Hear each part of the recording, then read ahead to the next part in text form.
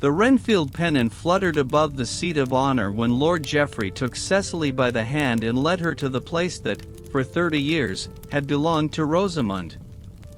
"Let her sit here," he said, "before the eyes of every noble family of the Shire gathered for the joust, where the youth and grace of this house belong." Cecily, wrapped in the pennon like a mantle, its colors and arms embroidered across her shoulders, lowered her eyes, uneasy, but did not resist. Lord Geoffrey turned then to Rosamond, who stood beside the platform with her back straight and her hands folded over her dark gown. "And you, Lady Rosamond," he said, with a smile that did not reach his eyes, "sit among the servants. An old woman without grace has no place of honor on a day such as this." The silence that followed had the weight of a grave slab. Rosamond looked at her husband for a moment that felt longer to him than was comfortable, and then, without a word, turned toward the servants' bench. But before she sat, her eyes settled on the pennon covering Cecily's shoulders, and something in her expression shifted, not with grief, but with a strange recognition, as though she saw a familiar face in the last place she expected to find one. To know how this story ends, how a woman shamed before an entire shire brought the bishop himself to confirm what her own husband had never wished to see, you must know Rosamond from the beginning, months before that joust, when she still believed 30 years of loyalty were enough to shield her from any shame. Before we continue with this story, tell us in the comments, where are you watching this video from? We're always glad to know how far this story has traveled.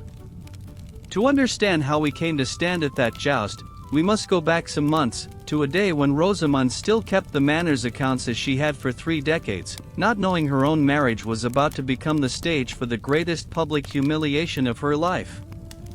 The manor of Renfield stretched across gentle hills of oak and barley fields, its hall set upon a rise from which one could see, on clear days, the parish church spire half a day's ride away. Rosamond had come there as Geoffrey's bride 30 years before, a young woman of 22 whose family name Aldous no one in those days thought worth more than any other landed family of the Shire. Over the years, though, Rosamond had become the true foundation of Renfield. While Geoffrey hunted, feasted, and rode to tournaments in neighboring shires, she kept the accounts, settled disputes among the tenants, oversaw the harvests, and held the peace among the shire's families with a steadiness many men privately envied. No one disputed that Renfield prospered because of her, though the name on every official document remained his. Geoffrey carried a resentment that had shaped him since boyhood, a resentment few in the Shire ever fully understood. His own father had arranged the marriage to Rosamond specifically because the manor belonged, by old right, to her family line, not his, and his father had never once let him forget it, reminding him at every turn that he had married into his own home rather than earning it by his own hand.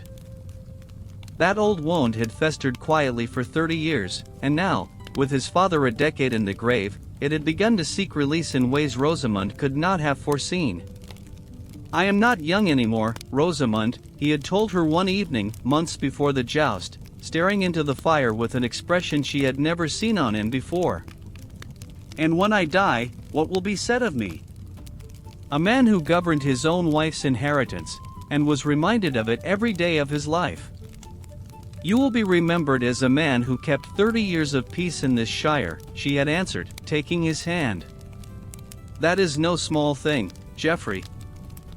But he had not truly heard her that night, and she did not know, then, that his old wound would go looking for relief in the face of a much younger woman, and in a public display meant, at last, to prove himself master of his own home.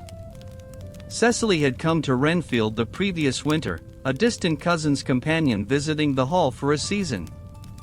She was 24, with fair hair and an easy laugh that filled the hall's quiet rooms in a way Rosamond, always occupied with accounts and tenant disputes, had not managed to fill in years.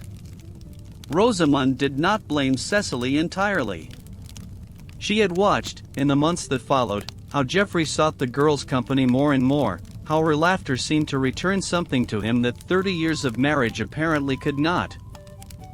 Cecily, for her part, often seemed uneasy with that attention, as though she did not know how to refuse a man who held power over her own family's modest fortunes. "She is not a wicked girl, mother," their daughter Editha had told her once. "I think she is caught in this too, in her own way." "I know, my dear," Rosamund had answered.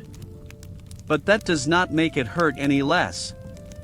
Editha, 26, had inherited her mother's steadiness and her father's easy charm, but neither of their worst traits, not Geoffrey's resentment dressed as pride, nor the silent resignation Rosamund had learned to wear like armor. She loved both her parents, and that divided loyalty had become, in recent months, one of the heaviest burdens of her young life. Word of the great joust came in early spring. The bishop himself, on a progress through the shire, would attend as guest of honor, and the occasion would double as the manor's formal confirmation ceremony, a tradition renewed every so many years, in which the bishop, holding ancient canonical authority over marriage settlements in the diocese, would preside over the renewal of each manor's standing before witnesses. Geoffrey, who had spent months searching for some way to reassert himself before the shire's nobility, saw in the joust the perfect occasion. He ordered the grandest celebration Renfield had hosted in a generation, with jousting, feasting, and music to last 3 full days. "I want the whole shire to see that Renfield still stands strong," he told Rosamund, with an energy she had not seen in him in years. "That no one doubts this house." Rosamund, who had organized enough such occasions to know exactly what it would demand in labor and expense, nodded and began the preparations, not suspecting that her own husband intended to use that very joust, before the bishop and the whole assembled nobility, to display Cecily as his new companion and relegate her to the servant's place. Only days before the joust, one of Rosamund's maids, more loyal to her lady than to appearances, warned her in a low voice that she had overheard Geoffrey order a special mantle made for Cecily from the household pennon. Rosamund felt the ground shift beneath her, but said nothing. She only watched, in the days that followed, how her husband avoided her eyes, how the whole manor seemed to hold its breath before what was coming. The day of the joust dawned clear, the sun gilding the banners above, tribunes already filling with nobility from across the shire, come to watch both the jousting and the confirmation ceremony that would follow once the bishop arrived. Rosamund dressed with the same care she gave every day of her life as Lady of the Hall, determined to meet whatever came with the dignity she had carried for 30 years, though she already suspected, from her maid's warning, that something terrible was approaching. She did not have to wait long. No sooner had the opening ceremony begun than Geoffrey called for Cecily, who appeared wrapped in the household pennon exactly as we already know, the public humiliation, the order to sit among the servants, the silence that fell over the whole tribune like a grave slab. Rosamund walked to the servants' bench with her back straight, without a tear, without a word of protest. But as she walked, her mind worked feverishly, retracing every detail of the embroidery she had glimpsed on Cecily's shoulders. The Renfield boar, yes, the same the family had used for generations, but also, barely visible beneath the newer work, a fragment of a different pattern, a small hawk, half hidden, that she recognized from an old tapestry her own mother had kept in a chest, of which she had never spoken to anyone save once, laughing, to say that is the true inheritance of our family. Child, though no one remembers it now.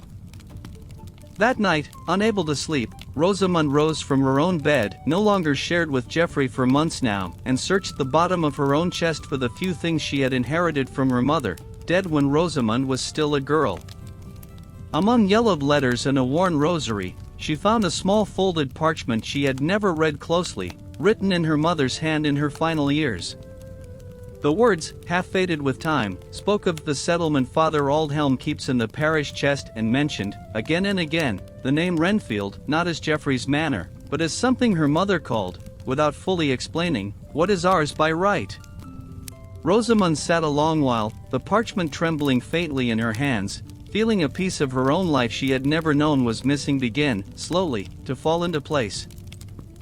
If you have ever been replaced by someone younger after years of devotion, if you have ever been made to feel invisible in the place that was rightfully yours, then you already know something of the pain Rosamund carried that night, alone in her chamber, a worn parchment trembling in her hands and more questions than answers. But stay with this story a little longer, Because the justice that seems impossible is sometimes already woven into the embroidery of a household pennon, waiting only for someone brave enough to look closely. Rosamund did not know it yet, but the truth she was about to uncover would change not only her own fate, but that of the entire manor that had shamed her. The next morning, Rosamund sent word to Father Aldhelm, the aging parish priest who had served Renfield for over 40 years and who, as a young clerk decades before, had drafted more marriage settlements in the shire than any man living. She found him in the small parish chest room beside the church, surrounded by ledgers and old documents awaiting his attention. "Lady Rosamund," he said, surprised, looking up from a bundle of parchments. "I did not expect your visit." "Father Aldhelm, I need you to tell me the truth about something I saw yesterday," she said, without preamble. "The pennon Cecily wore during the ceremony. Did you notice anything strange in its embroidery?" The old priest was silent a long moment, his ink-stained hands still upon the table. When he finally spoke, it was in a low voice, as though he feared the very walls might listen. "Lady Rosamund, I have kept this parish's records for over 40 years, and I know every household's arms in this shire by heart, even those few now forget. The Renfield pennon was re-embroidered some months past, by Lord Geoffrey's order, to freshen the colors, I was told. But I examined the work myself before it was delivered, and beneath the bore, in the lining where no one thinks to look, there is a fragment of older embroidery that does not belong to this house." "A small hawk," Rosamund said, almost breathless. Father Aldhelm looked at her with a surprise that confirmed, without words, that she was right. "How do you know this, Lady Rosamund?" "Because those arms belong to my mother's family," she answered. "And I want to know, Father Aldhelm, why this house's pennon carries my family's arms hidden beneath its own." The old priest sat down heavily, as though 40 years of professional silence had suddenly settled upon his shoulders. "I could not say with certainty, Lady Rosamund, without consulting something I drafted with my own hand many years ago, before you and Lord Geoffrey were even wed. But there is something I can tell you. When an old blazon lies hidden beneath a newer one on a household's own banner, it is rarely accident or neglect. It is, almost always, how families bury what they do not wish remembered." "And will you speak of it, if it becomes necessary?" Rosamund asked, holding his gaze with a firmness she hoped was as steady as it felt within. Father Aldhelm hesitated long before answering, and Rosamund understood, in that silence, how much the question cost the old man, to risk 40 years of service, his living, perhaps his safety, against a lord as powerful as Geoffrey Renfield. "Give me time to think, Lady Rosamund. And you will need more than my word alone. A priest can recognize an altered blazon, but he cannot prove a right of inheritance without a document to support it." The following days brought a new humiliation, crueler than the first. At a feast attended by several noble families of the shire, Geoffrey announced, cup raised, his intention to send Rosamund to live her remaining years at a distant nunnery, that she might rest from the manor's burdens, while he married Cecily formally once a suitable dispensation could be secured. "It is the most fitting course for everyone," he declared before the guests, who exchanged uneasy glances without daring to object. "Lady Rosamund has served this house well, but it is time she rested." Editha, present at the feast, rose with a pale, indignant face, but her father silenced her with a look and a whispered warning only his daughter could hear. If she opposed him publicly, she would be disinherited of the manor that would one day be hers, and would have nothing left to offer the man she hoped to marry the following year. That night, Editha sought her mother in her chambers, her face still tight with contained humiliation.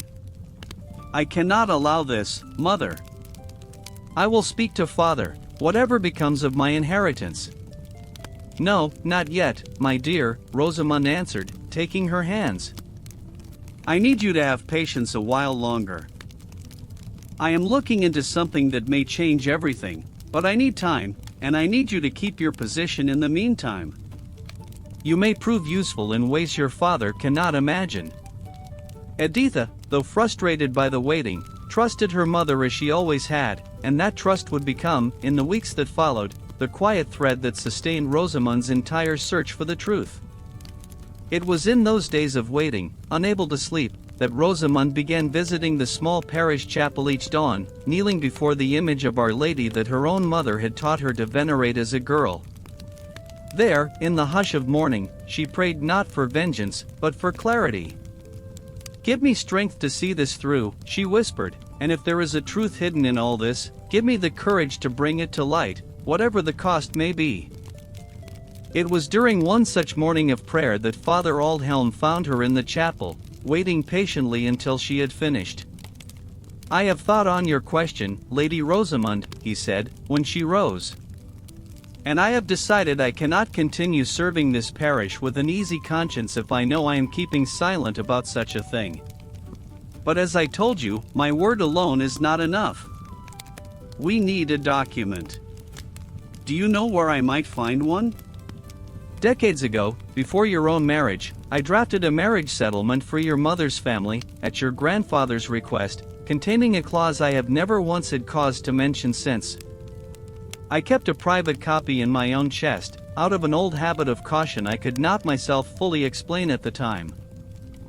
If the manor of Renfield was ever granted to your family's line under such a condition, that copy will hold the proof, if it still survives." Rosamund remembered then her mother's words on the parchment, "The settlement Father Aldhelm keeps in the parish chest." Her heart leapt. "Will you look for it, Father Aldhelm?" "Give me a few days, Lady Rosamund," said the old priest, with a caution that betrayed itself in the way his hands still trembled. "And go carefully yourself. If Lord Geoffrey suspects what you are searching for, he will not hesitate to act to stop it. A man who fears losing everything is capable of things he would never do in ordinary circumstances." Geoffrey learned of Rosamund's visit to Father Aldhelm within 2 days, for in a small manor secrets last only as long as the silence of whoever keeps them, and a servant, paid without quite meaning to betray anyone, mentioned to the steward that Lady Rosamund had been seen leaving the parish chestroom with a troubled face. Geoffrey heard the report in silence, seated at his own table, hands folded over the polished wood. When the servant finished, he said nothing for a long while. Then, with a calm more frightening than any shout, he sent for Father Aldhelm to attend him the next morning, on the pretext of reviewing some parish matter. "Father Aldhelm," he said, when the priest stood before him, nervous but determined not to show it, "I have learned that my wife has been asking after old parish records. Records, I am told, touching this very manor. The parish chest stands open to any soul of this manor with lawful cause to consult it, Lord Geoffrey," Aldhelm answered, his voice steadier than he felt within. "It has always been so, and so it must remain. I do not doubt the custom, Father Aldhelm. I doubt your memory." Geoffrey rose and walked to the window, turning his back on the priest, which Aldhelm knew was worse than any threat spoken outright. "You have served this parish 40 years. You have seen whole generations born and buried, disputes settled and forgotten. Sometimes, with the years, memory grows confused. It would be a pity if yours, so valuable to this parish for so long, began failing you now, just when your good judgment is most needed." The message could not have been plainer. Aldhelm felt his knees tremble, but held his gaze steady. "My memory, Lord Geoffrey, has always been as sound as the records that support it. And those records do not lie, though they sometimes inconvenience." Geoffrey turned then, and for the first time since the conversation began, what showed in his eyes was not arrogance but true fear dressed as anger. "I advise you, Father Aldhelm, to reconsider how much you value your place at this parish, and the roof under which you sleep. These are uncertain times for old priests who can no longer serve as they once did." Aldhelm withdrew with his back straight, though every step weighed on him as if he walked on ice about to crack. Geoffrey, satisfied, poured himself a cup of wine, and that same evening remarked to Editha, who had overheard more than he realized, with a smile that brooked no argument, "The matter of your mother's questions is settled. An old priest with nothing to lose by staying silent will not risk the little he is left over an old woman's fancies. Editha said nothing, but felt for the first time a deep unease toward her own father that she could not quite name. Aldhelm returned to his chest room that afternoon, his heart tight with fear. He was no brave man, he told himself as he shut the door behind him. He was only an old priest who had spent his life among parchments because he had never had the temperament for anything more perilous. For hours he sat before his private copy of the settlement with a candle burning slowly at his side, weighing whether to burn the very page that confirmed what Rosamund suspected, to make the proof vanish before it became his own ruin. He took the parchment in his hands, opened it to the page, brought the candle close enough that its heat already touched the edge of the aged paper. And then, with the flame a finger's width from the parchment, he stopped. He thought of his own ordination vows, decades before, on serving truth even when it proved uncomfortable to the powerful. He thought of Rosamund, dignified even in humiliation, asking only for truth and not vengeance. And he thought, at last, of her mother, whom he had known as a young woman, and of the trust she had placed in him when she asked him to keep that copy safe, in case my daughter should ever need it, Father, though I pray she never does. He blew out the candle and closed the parchment, his hands still trembling, but this time not with fear, with the sudden certainty of what he had to do. That same night, Aldhelm wrapped the settlement in a length of linen and left the parish house before dawn, while the manor still slept and only dogs and some early shepherd might have seen him cross the lanes. He walked to a small wayside chapel at the edge of the parish, dedicated to St. Alban, where he knew an old hermit brother kept watch, a man of few words who had served there 30 years and had never once betrayed anyone's trust. "Keep this for me," he said, handing over the wrapped bundle, "and give it to no one but myself, or to Lady Rosamund Renfield if I cannot come for it. It is a matter of life and death for the justice of this manor." The hermit, asking no questions, nodded and set the bundle beneath the chapel's small stone altar, where none but he had cause to look. Aldhelm, relieved of a weight that was not the parchments alone, vanished that morning without telling anyone where he went, fearing that Geoffrey, on discovering his absence, would guess at once where the proof lay hidden. Rosamund, hearing nothing from the priest for nearly a week, began to fear the worst. Each day that passed without word deepened her fear that Geoffrey had somehow managed to make the proof disappear before she could use it. "What if it is already too late, Mother?" Editha asked one night, finding her awake beside the window, staring into the dark. "What if Father finds some way to stop the settlement from ever reaching the bishop?" "Then I will have lost this battle, my dear, but not my dignity," Rosamund answered. "That is a thing no one can take from me, not even your father." But that same night, unable to sleep, Rosamund went down to the small manor chapel and knelt before the image of Our Lady, this time without words, only clasped hands and tears falling in silence for the first time since the joust. "I do not know if this is right," she whispered at last. "I do not know if I am risking the safety of a good man for my own cause. But if there is justice in this world, even a little of it, I beg you show it to me now, for I do not know how much longer I can carry this alone." It was Editha who, 2 days later, returned from the parish with news that brought the color back to her mother's face. She had visited Father Aldhelm's housekeeper under the pretext of bringing alms, and the old woman, worried herself, had let slip that the priest had returned safely the night before, pale as a ghost but with something like peace in his face. Word soon followed, carried quietly by the hermit brother himself, that the settlement would be ready to present at the proper moment during the confirmation ceremony, when the bishop arrived, within scarcely 10 days. "There is more, Mother," Editha added. The hermit said Father Aldhelm told him a man can only stay silent so long before the silence itself becomes a lie. The day of the confirmation ceremony dawned clear over Renfield, and Rosamund, dressed with the same care she had given every day of her life as Lady of the Hall, determined that no one, not even herself in her own looking-glass, could say she had surrendered. The joust field, dressed for the bishop's arrival, filled from early morning with nobility from across the shire, curious to witness both the ceremony and the rumors already circulating of tension within the Renfield household. Geoffrey, in his finest clothes, occupied the center of the seat of honor beside Cecily, still wrapped in the embroidered pennon, entirely unaware of the storm about to break. The bishop arrived escorted by a small retinue, with the quiet authority of a man long accustomed to presiding over such ceremonies in the name of the church. He took his appointed seat and ordered the confirmation ceremony to begin.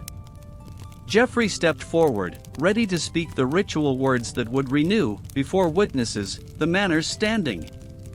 But before he could begin, Rosamond, from the place she occupied among the servants, the very place to which she had been sent weeks before, rose to her feet. "By your grace's leave," she said, in a voice that, to her own surprise, did not shake, "before this manor's confirmation proceeds, there is a matter of settlement and right that must be laid before this gathering." A murmur ran through the tribunes. Geoffrey turned toward her, his face pale with barely contained fury. "Lady Rosamond, this is neither the time nor the place, by your grace's leave," Rosamond repeated, not taking her eyes from the bishop. "I ask that Father Aldhelm, priest of this parish, be called forward to present proof touching directly upon the legitimacy of the very confirmation about to be made." The bishop, intrigued rather than displeased by the interruption, inclined his head. "This court will hear what Lady Rosamond has to present. The church has every interest in seeing no manor confirmed upon uncertain ground, nor any marriage settlement dishonored unheard." Father Aldhelm came forward from the edge of the field with the settlement in hand, the same document he had guarded for days with a heart tight with fear. Before the eyes of the whole shire, he unrolled it and began to read, in a clear voice, the terms his own hand had drafted decades before, that the manor of Renfield passed to Geoffrey only through his marriage to Rosamond, on the express condition that he never publicly dishonor that marriage before witnesses of rank, and that any such dishonor, done knowingly or not, would return the manor's full right to Rosamond's line. 21 years I have kept this copy, your grace," Aldhelm concluded, never once needing to speak of it, until yesterday, when Lord Geoffrey wrapped another woman in this house's own pennon before the very eyes of this shire. Editha stepped forward in turn, carrying the pennon itself, which she had quietly retrieved from Cecily that morning with a gentleness that left no doubt of her intent. She unfolded its lining before the bishop, showing the fragment of older embroidery hidden beneath the Renfield boar. "Your grace," she said, "this hawk is my mother's family's mark, sewn into this pennon before ever a Renfield boar was added atop it. My father did not know it was there. But it was always there, waiting." The silence that fell over the joust field was absolute, broken only by the wind stirring the banners above. The bishop took the settlement in his hands, examined it with care for several long minutes, and finally raised his eyes to Geoffrey, whose face had passed from fury to something closer to panic. "Lord Geoffrey Renfield, have you any proof to set against what has been laid before this court?" Geoffrey opened his mouth, but no coherent word came. He knew, better than anyone on that field, that no such proof existed, for in some corner of his own conscience he had always known he held Renfield through his wife's blood, not his own, a truth he had preferred never to examine in 30 years. He began, and his voice sounded small, uncertain, the voice of a man watching everything he had built to avoid the truth crumble in an instant. "I did not know of this clause." "That, Lord Geoffrey," said the bishop, with the quiet authority of a man who represented a higher law than his own, "does not change the fact that, in wrapping another woman in this house's arms before witnesses of rank without being the rightful bearer of those arms, you have done precisely what this settlement's own condition forbids. By its own terms, freely agreed to by your own father before you were wed, that act surrenders your claim upon this manor."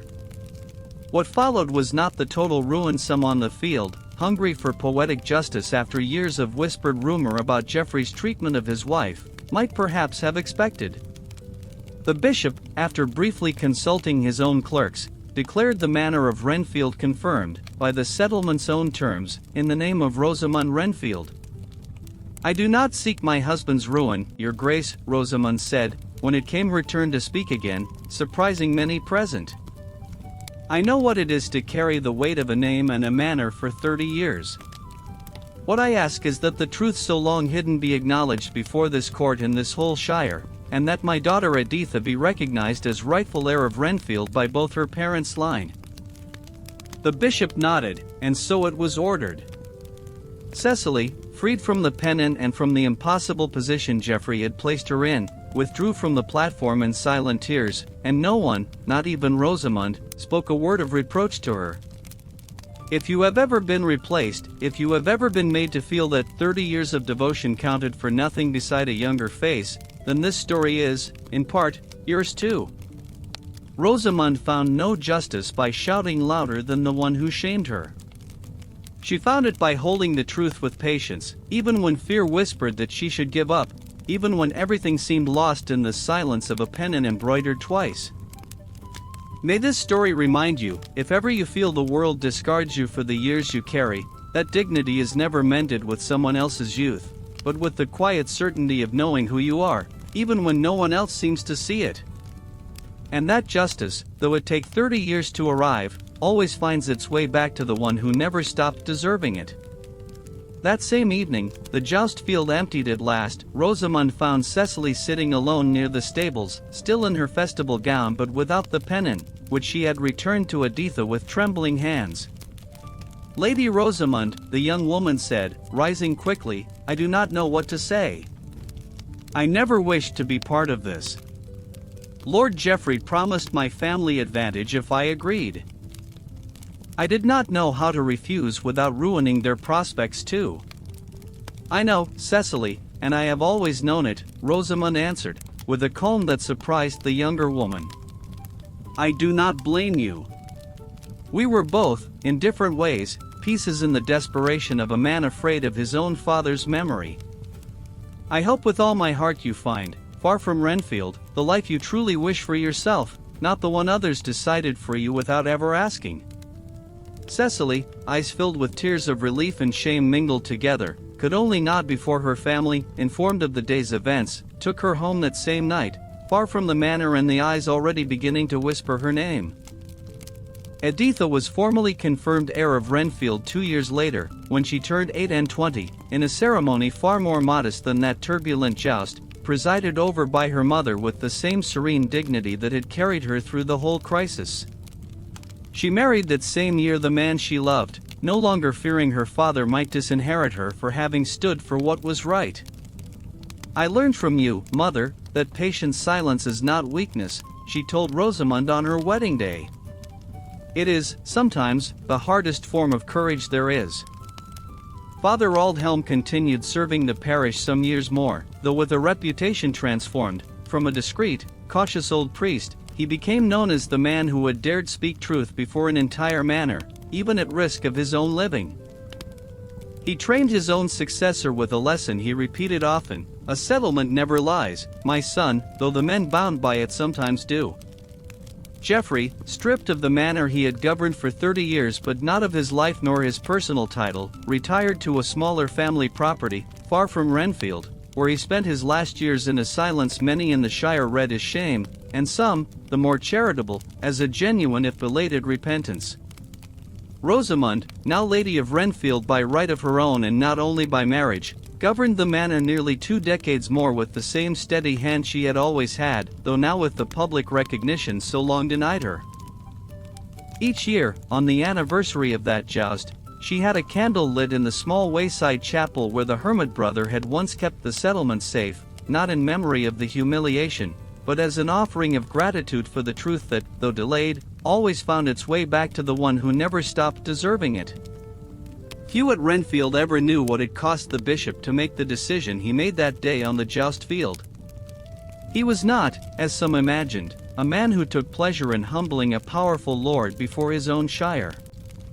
He had presided over such confirmation ceremonies for nearly 20 years, and in all that time had never once had to overturn a manor's confirmation in the midst of a public act. That same evening, lodged in the chambers Renfield had prepared for him before the scandal broke, he sent for Rosamond to speak with her privately, away from the eyes of the court. "Lady Rosamond," he said, pouring a cup of wine he scarcely touched, "I would have you know I did not take this decision lightly. The Church cannot afford the suspicion of favoring one party over another without irrefutable proof. Had Father Aldhelm's settlement carried the smallest doubt of authenticity, I myself would have had to set it aside, however much your story moved me." "I understand, Your Grace," Rosamond answered. "And I thank you for hearing it with as open a mind as a heart. There is something more I would tell you," he continued, an expression crossing his face that for the first time all day seemed genuinely his own, not official. "My own mother was widowed young, and spent years managing my father's lands while my uncles tried, in a dozen different ways, to strip her of that guardianship, claiming a woman alone could not govern with a firm enough hand. I watched what it cost her to hold what was hers. By the time she finally kept it, she was a different woman than the one who had been widowed, harder, yes, but freer too than she had ever been within the marriage itself." He took a slow sip from the cup, as though giving himself time to choose his next words with care. "What I mean to say, Lady Rosamond, is that I recognized in you something that has nothing to do with parchments or coats of arms. I recognized a woman who refused to disappear quietly. That, more than any document, was what convinced me to weigh this matter with the care it deserved." Rosamond, moved by a confession she had not expected from a man of the Church, could only nod in silence, feeling that night, for the first time in months, the weight upon her shoulders eased more than any official ruling alone had managed to do. In the years that followed, the story of the Renfield joust became a matter of conversation in neighboring shires, though told in very different ways depending on who related it. Some presented it as a warning against the vanity of men who fear growing old without leaving anything memorable behind, others, as a lesson in the patience of women who manage in silence what they later claim with firmness, the most devout, as proof that truth, however long hidden beneath more recent embroidery, always finds someone willing to uncover it. Lady Marjorie of Ashden, a noble widow from a neighboring shire who had attended the joust as a guest, was so struck by Rosamond's steadiness that she wrote to her soon after, beginning a correspondence that would stretch across years and that both women would come to treasure as one of the most valuable friendships of their adult lives. "I had never seen a woman hold such dignity in the moment of greatest public shame," Lady Marjorie wrote in that first letter, "nor had I ever seen such serenity in the moment of victory. I wonder, Lady Rosamond, whether you might teach me something of that balance, for I face battles of my own not unlike yours in my own household." Rosamond answered with practical counsel and with an honesty few women of her station allowed themselves in writing, that dignity was not the absence of pain, but the daily, renewed decision not to let pain decide who you were. That correspondence, kept for generations by both women's families, became in time a kind of informal treatise on the management of estates by women left to govern them alone, cited more than once by widows of the shire in the decades that followed. A wandering minstrel who made his living carrying stories from shire to shire first heard the tale of the Renfield pennon from a wool merchant who had been present that day at the joust, nearly 20 years gone by then. He was so taken with its details, the double embroidery, the old priest who risked his own living, the hermit who kept a settlement hidden beneath a wayside altar, that he made it one of the central pieces of his own repertoire. He shaped the story, as minstrels always do, embellishing here and there, exaggerating the danger Father Aldhelm had faced, inventing dialogue grander than what had likely been spoken in truth. But the heart of the story, a woman shamed who found, in patience and in truth, a justice no one expected, remained intact in every hall where he sang it. "And is it true, minstrel, that all this truly happened?" lords and ladies would often ask him, gathered by their own fires. "As true as the sun rising each morning, my lord," the minstrel always answered.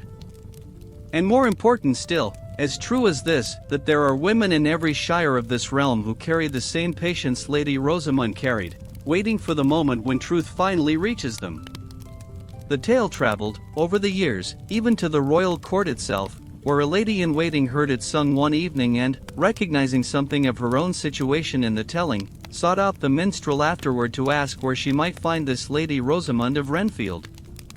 The minstrel, uncertain whether the lady still lived, could only tell her to seek toward the eastern shires, at a manor called Renfield, where the twice-embroidered pennon still hung, so he had been told, in the hall's place of honor. The lady, whose own name the story does not record, traveled to Renfield indeed some months later, and was received by a Rosamund now very old but still clear of mind, who listened to her own troubles, a husband who scorned her before others, a family that doubted her ability to manage her own lands, with the same patience she had once shown Lady Marjorie's early letters. "I cannot tell you what to do, my lady," Rosamund told her at the end of that long conversation. "Each woman must find her own truth and her own moment to bring it to light.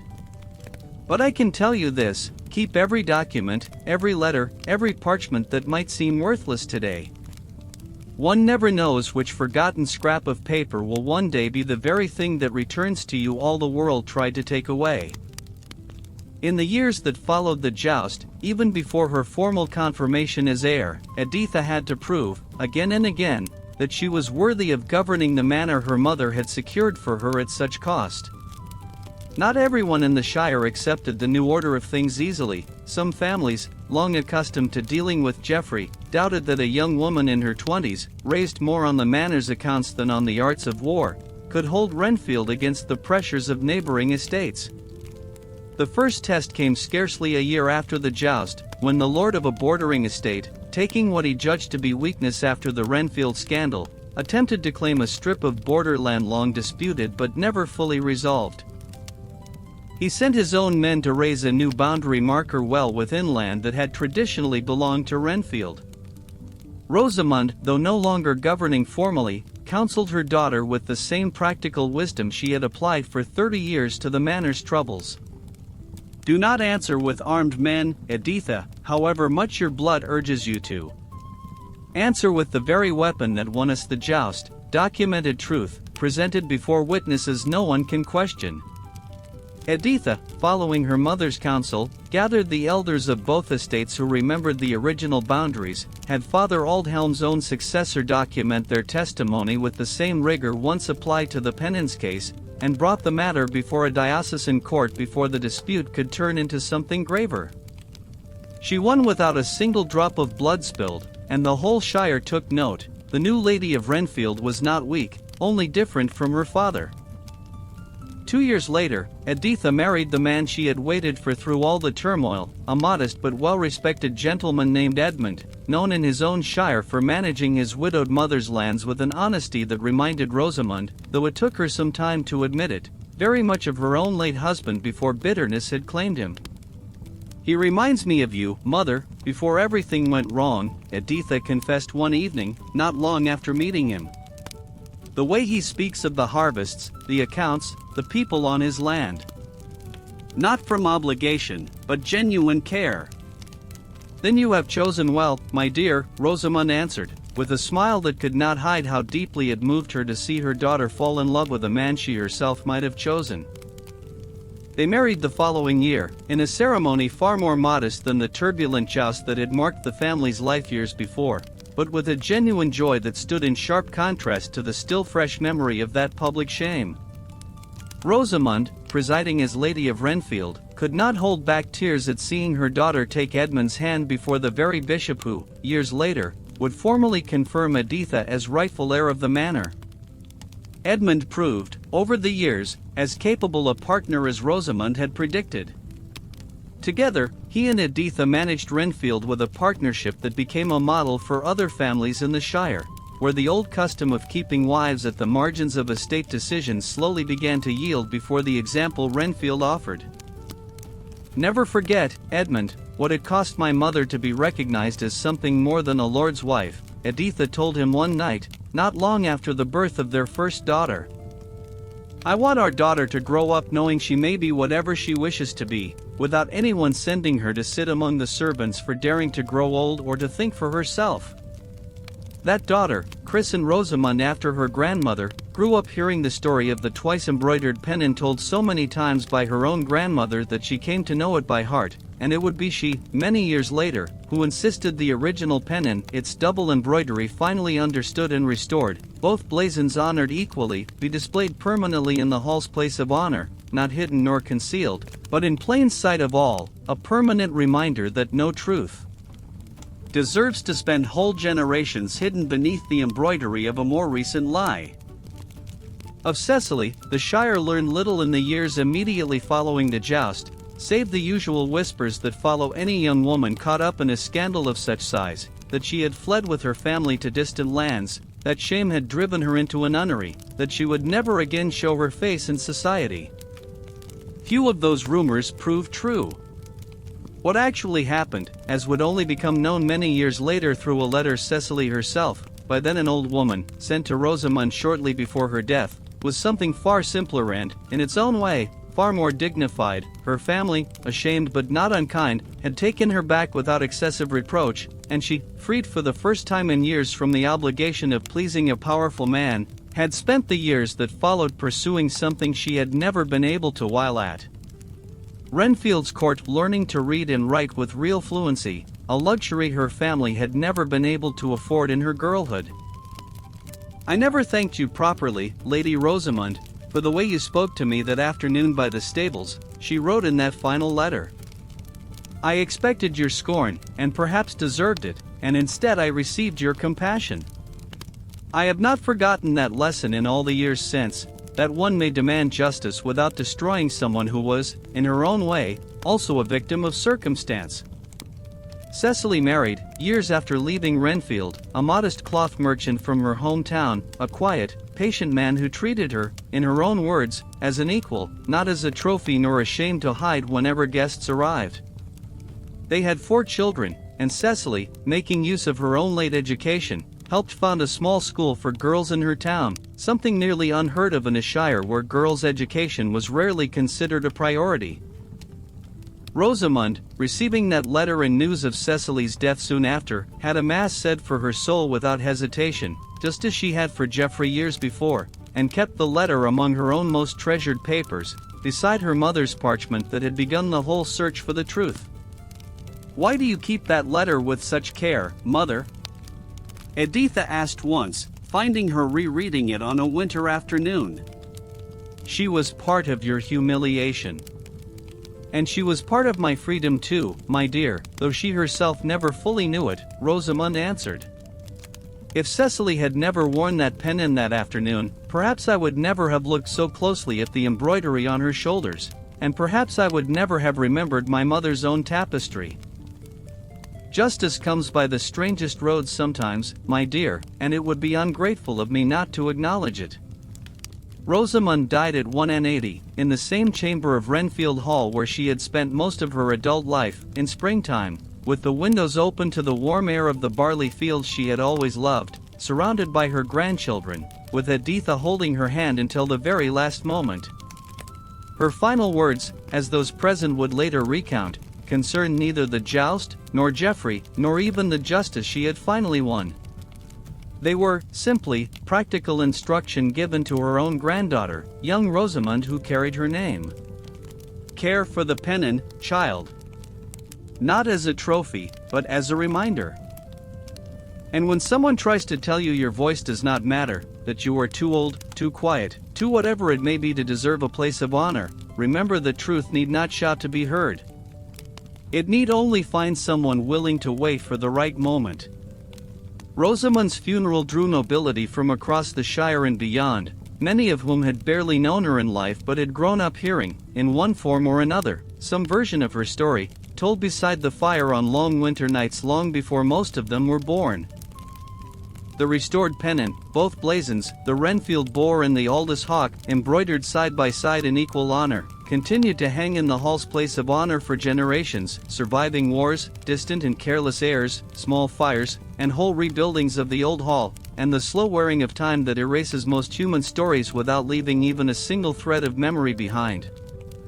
Father Aldhelm's own successor, and that successor's successor after him, kept alive the custom of documenting every settlement with at least 2 independent witnesses, so that no clause, however small, might ever again lie hidden for 21 years before someone found the courage to speak it aloud. And so, generation after generation, the shire that had once witnessed the public shaming of a 250-year-old wife learned to tell that story not as a tale of shame, but as a reminder passed from grandmother to granddaughter on winter nights by the fire, that dignity, held with patience, always finds its own way back to the light, no matter how many threats try to keep it hidden. Before his own death, Father Aldhelm spent his last active years training his successor, a younger priest named Wilfrid, a man of careful habits and the same quiet honesty that had defined Aldhelm's own long service. He taught him not only the keeping of the parish's records, but a deeper lesson besides, repeated across countless afternoons in the small chest room beside the church. A settlement is more than ink on parchment, Wilfrid, he would say, guiding the younger man's hands over the old ledgers. It is a promise given a body that outlives the men who made it. Learn to read what is written between the clauses, and you will never need anything but honesty to know the truth of a document. He told him, again and again, the story of the Renfield pennon, not as a personal triumph to boast of, but as a warning of how close he had come to failing his duty out of fear. I came within a breath of staying silent, Wilfrid. For days I weighed whether it was worth risking 40 years of living for a suspicion that might have proved wrong. And I confess something I have rarely said aloud, it was not courage that made me speak, in the end. It was the shame I imagined I would carry the rest of my life had I chosen silence instead. Wilfrid, who would succeed Aldhelm as parish priest after the old man's death, carried that lesson through his own half-century of service, and passed it in turn to his own successor, so that the story of the Renfield pennon became, within the small circle of parish clerks across the shire, something of a founding parable each new priest heard before taking up his own duties. Father Aldhelm died in the small chest room that had been his workplace for most of a lifetime, surrounded by the very ledgers that had been his quiet companions for decades, scarcely a year after Editha and Edmund's wedding, which he had attended as an honored guest at Rosamund's express wish. His last words, as Wilfrid would later recount, concerned the restored pennon that by then hung in the hall's place of honor. Tell Lady Rosamund, the embroidery came out well, in the end. Both blazons, side by side, neither covering the other. It should always be so, Wilfrid. No truth should ever need to hide another simply to exist. Rosamund, on hearing of the old priest's death, insisted on funding a small memorial to him within the parish church itself. With an inscription she composed herself, "Here rests a man who, when it cost him most, chose to speak the truth." May his memory teach the priests who follow that no document is worth more than the honesty of the one who reads it. In her final years, Rosamund devoted increasing time to a private project she had long postponed amid the manor's endless demands. The writing of her own family chronicle, meant not for publication or glory, but simply as testimony for her descendants of what she had learned across a lifetime of stewardship, humiliation, and, at last, justice. She wrote in the early hours before the rest of the hall woke, with the same discipline she had applied for 30 years to the manor's accounts. The pages, still kept today in the family's private papers according to the shire's own chroniclers, held not only a detailed account of the joust and its aftermath, but reflections more intimate than she had ever shared even with Editha. I am often asked whether I hated Geoffrey. In the years after the joust, she wrote in one such page. The truth is more complicated than a simple yes or no. I pitied him, more than I hated him, for the fear that consumed him from within his whole life, the fear of growing old having left nothing memorable behind, the fear of a debt to his own father's memory he could never openly name. I do not excuse what he did to me. But I have learned that understanding the weakness of one who wronged us is not the same as forgiving it without condition, and it is even less the same as forgetting it. She reflected too, in those pages, on her own relationship with the justice she had won. Some expected me to relish Geoffrey's ruin, to make of it a personal triumph to parade for the rest of my days. I did not, and I do not regret it. The justice I sought was never his humiliation, but the acknowledgement of a truth that had lain hidden for 30 years beneath more recent embroidery. Once that acknowledgement was won, I needed nothing further from him, not even his suffering. It was in those same final years that Rosamund, freed at last from the manor's daily burdens, turned her attention to another undertaking close to her heart, the founding of a small trust to support, in times of need, other women of the Shire who found themselves in situations like her own, wives cast aside, widows unjustly stripped of their lands, daughters disinherited without just cause. I do not want another woman of this Shire to wait 30 years, as I did, before someone acknowledges her right, she explained to Editha, when she proposed they administer the small trust together after her own death. If my story is to serve for more than fireside telling, let it be this, real help for whoever finds herself where I once stood on that just field. Editha agreed at once, and the trust, modest in its early years but managed with the same prudence Rosamund had always brought to Renfield's accounts, grew over time into one of the Shire's most respected charitable institutions, known simply as the Lady's Bequest, though few of its beneficiaries ever learned the full story behind that name.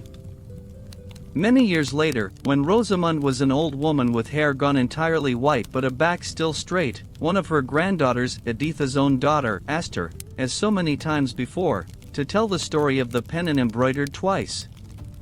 "Tell it again, grandmother, the part about the hawk hidden beneath the boar." "I have told it to you 20 times already, little one, and will likely tell it 20 more, Rosamund would always answer, with a smile that no longer carried any pain. "But very well, once more. Sit beside me."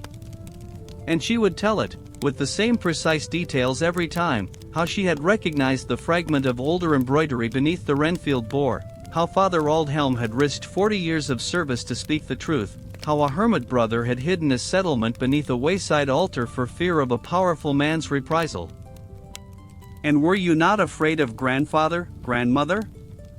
When he sent you to sit among the servants?" "I was afraid, yes, very afraid," Rosamund would answer, always with the same disarming honesty. "But I learned, that very night, that fear and dignity can live within the same person at once. One need not stop being afraid in order to act with firmness. One need only never let fear make the choice instead." The original pennon, its double embroidery finally understood and restored by skilled hands before Father Aldhelm's own death, was kept for generations in the Hall's place of honor at Renfield, displayed not as a trophy of war but as a reminder that no truth, however well hidden beneath layers of more recent embroidery, remains concealed forever. The manor of Renfield prospered under Rosamund's governance and, later, under Editha's, with a reputation for justice and firmness that spread well beyond the Shire's own borders. The tenants and servants of the Hall, who had witnessed both the humiliation and the restoration of their lady, spoke of her with a respect rarely granted to nobility of their time, precisely because Rosamund never forgot what it felt like to sit among the servants, and always treated those who served her with a consideration few lords of her time ever showed. Editha, now Lady of Renfield in her own right, established a custom her own children would inherit.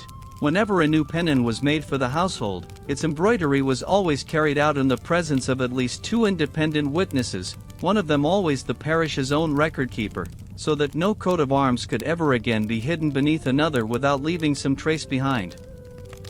"Let no one in this house ever again wait 21 years for the truth of an embroidery to come to light," she would say often, echoing almost word for word what Father Aldhelm used to say of his own parchments. And so, generation after generation, the Shire that had once witnessed the public shaming of a 52-year-old wife learned to tell that story not as an anecdote of shame, but as a reminder passed from grandmother to granddaughter beside the winter fire, that dignity, when held with patience, always finds its own way toward the light, no matter how many threads try to keep it hidden beneath a more recent lie. Chroniclers of neighboring shires, gathering decades later the most notable stories of the region for their own records, always included some version of what had happened at Renfield, each with their own small embellishments and additions, but all agreeing on the essential core of the tale, that truth, however deeply buried, finds sooner or later someone willing to dig it up. The families of the Shire, as the generations passed, even adopted a small custom in honor of that story, when a young woman of the district married and joined a new household, it became tradition for her own mother to give her, as part of her dowry, some small object seemingly without importance: a letter, a ring, a fragment of embroidered cloth, always accompanied by the same warning, passed down since Rosamund's own time: "Keep this well, my dear, even if you do not yet know why." One never knows which forgotten piece will one day be the very thing that returns to you what the world tried to take away. That custom, humble and quiet, outlived even Rosamund's own name and the common memory of the Shire, becoming one of those traditions whose exact origin fades with the centuries, but whose deeper meaning remains intact in whoever practices it still. The parish archive at Renfield keeps, to this day according to the Shire's own chroniclers, a certified copy of the original settlement, alongside a marginal note made by Father Aldhelm himself shortly before his death, which sums up, better than any other source, the true legacy of that story. Let it be recorded, for whoever reads this in generations to come, that justice does not always arrive by sword or by army. Sometimes it arrives embroidered upon a pennon, hidden within a forgotten parchment, or simply carried in the patient silence of a woman who refused, against every expectation, to disappear. Merchant families of the Shire, with time, even came to cite Cecily's own story in the small school she helped found as an example of how a public shame, faced with dignity rather than flight, could become something lasting and good for whole generations of girls who might otherwise never have learned to read at all. Rosamund's own great-granddaughter, generations later, would still point visitors toward the restored pennon in the hall and tell them, in her own words but with the same essential shape Rosamund herself had given the tale, that a household's true coat of arms was never only what hung upon its walls, but what its members were willing to risk for the sake of a truth no one else dared speak aloud. Few outside the church itself ever knew that the bishop who confirmed Renfield to Rosamund carried, for the rest of his own career, a quiet reputation among his fellow clergy as a man who could not be swayed by rank alone, a reputation that began, in no small part, on that very just field, and that followed him all the way to his own eventual elevation within the diocese. Years later, when a young priest under his authority came to him troubled by a similar case, a powerful family pressuring him to overlook an inconvenient truth buried in his own parish's records, the bishop, by then much older, told him the story of Renfield in full, adding a detail he had never shared publicly before.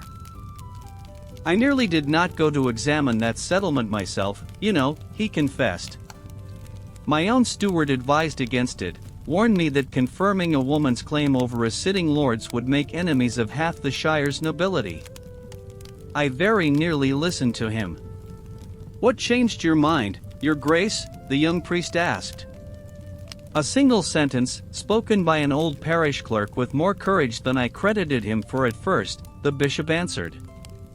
"He said to me, quietly, before the ceremony began, 'Your Grace, I have kept this parish's peace for 40 years by never once lying about what its own records say. I would not know how to begin now, whatever the cost.' I thought of my own office, and what it would mean if I, too, began choosing convenient silence over inconvenient truth. I could not do it, after that." The young priest carried that story with him for the rest of his own long career, and told it, in turn, to his own successors, so that the tale of Renfield's pennon traveled not only through minstrel songs and merchant families' customs, but quietly through the church's own halls as well, wherever a clerk or a bishop found himself weighing convenience against truth. The bishop himself, in his final years, kept a small scrap of embroidered cloth on his own writing desk, a fragment cut, with Rosamund's own blessing, from an early, imperfect attempt at restoring the pennon before the final restoration was done properly, given to him by Father Aldhelm during one of his last visits to the diocese. "So your grace never forgets what an old country parson risked for the sake of a single clause." He kept it until his own death, and it was buried with him, at his own request, a small private tribute to a truth that had once traveled from a humble parish chest all the way to his own hands.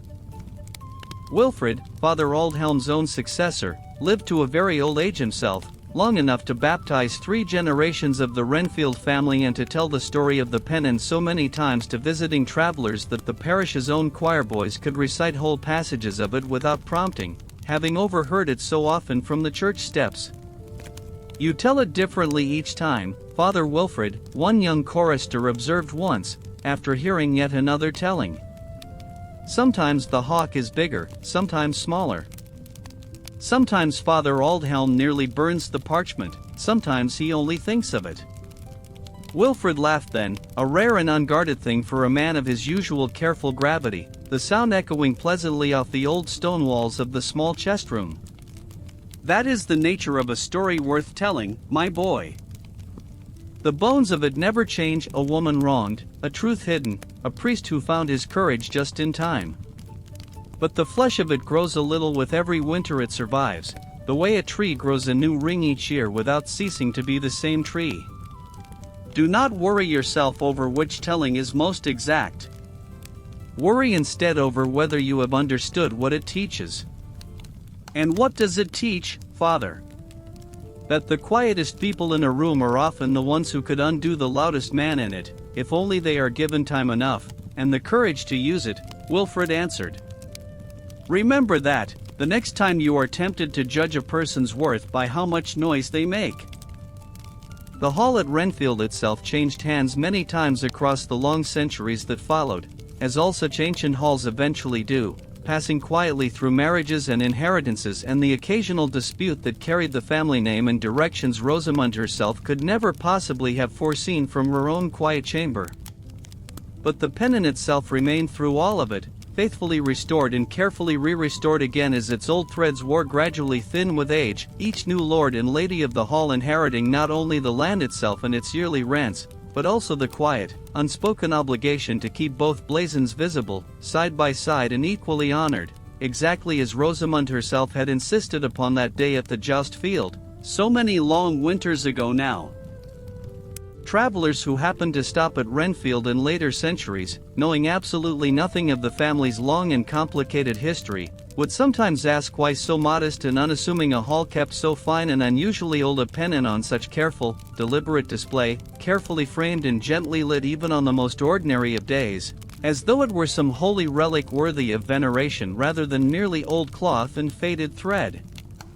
The answer they received, whoever it was who happened to give it that particular day, always circled back in the end to the very same short and familiar account, that once, a very long time ago, a woman had been made to sit among the servants for the crime of growing old beside a man who feared his own father's memory more than he loved her, and that she had answered that cruelty not with cruelty of her own, but with patience, and with a truth that no embroidery, however clever, could keep hidden forever. Some travelers, having heard the whole tale from beginning to end, asked afterward whether such a thing could really happen in their own present time, in their own households, to women they themselves already knew and loved.